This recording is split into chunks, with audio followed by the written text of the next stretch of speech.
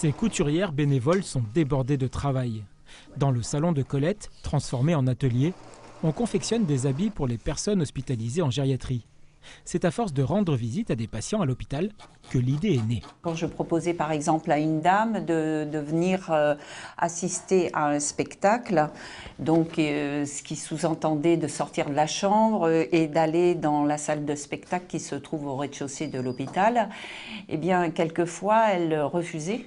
J'avais comme argument, mais non, vous êtes bien, qu'est-ce qui se passe? C'est un bon film, vous allez rire et tout ça. Et la personne me répondait, oh non, parce que regardez comment je suis habillée, non, j'ai rien à me mettre et tout ça. Et chaque fois, ça me faisait de la peine.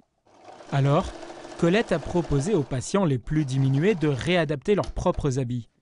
Quelques coups de ciseaux pour que les vêtements soient plus amples, des boutons pression pour une fermeture facile. Ces apprenties couturières ne manquent pas d'astuces. Tous les vêtements qu'on fabrique, aussi bien les transformations que la fabrication, sont des vêtements qui se vêtent par devant et qui s'attachent au dos.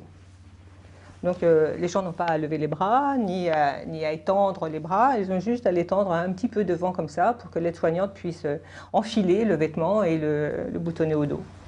L'idée a rapidement séduit cet hôpital gériatrique parisien. Plusieurs fois par semaine, Colette y fait sa petite livraison. Bonjour. Bonjour Linda, ça va? Ça va, très bien, Oui, merci. vous venez chercher Les vêtements voilà, pour le patient. Alors, voilà, monsieur Saint-Simon. J'ai apporté les 2 chemises. Oui. On va essayer de la mettre. Vous aimez bien les chemises en plus, vous? C'est les chemises à pression, donc beaucoup plus facile. Voilà.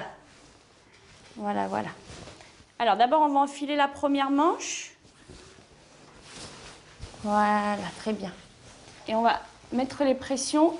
S'habiller correctement, c'est se rappeler la vie d'avant l'hôpital. Et ce patient estime que porter une chemise, c'est la moindre des choses. Ça dépend du métier qu'on fait. Moi, je suis directeur d'hypermarché. Alors, il fallait que je sois quand même une tenue correcte, hein, quand même bien. Hein. Très bien, oui. J'ai quand même 200 personnes. Hein. Puis des femmes. Hein. Voilà, elles sont dans le placard, hein? Oui. Je vous dis à demain, du coup? Oui. Voilà. Merci, hein? Merci.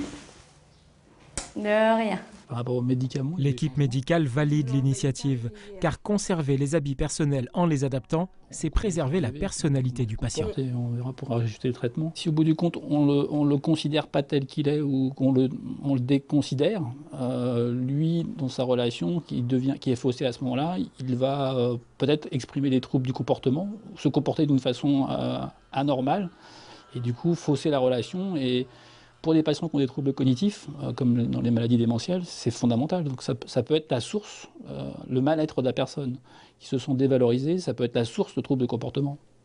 Cette expérience donnera peut-être des idées à d'autres bénévoles ailleurs en France, pour qu'un jour peut-être, dans les services de gériatrie, plus personne ne porte ces blouses impersonnelles.